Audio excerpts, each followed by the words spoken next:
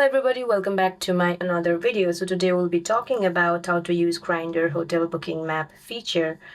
Let me tell you guys, Grindr's Explore feature allows you to browse users worldwide with integrated mapping, while the Right Now feature helps locate nearby users and venues, including hotels, through a map interface.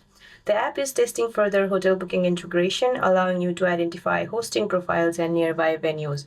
So let's get through this, how to use Grindr hotel booking map feature. So to use this feature, what you're going to have to do is open your Grindr map and then tap the explore icon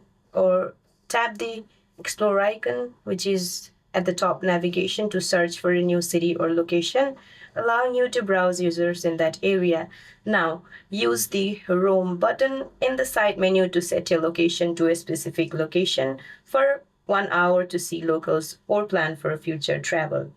Feed or map to view in real time other users, and in some cities, a map of available venues. Now look for the house icon on your profiles indicating they are willing to host. So that's it for this video, guys. I hope you like this video. See you in my next one.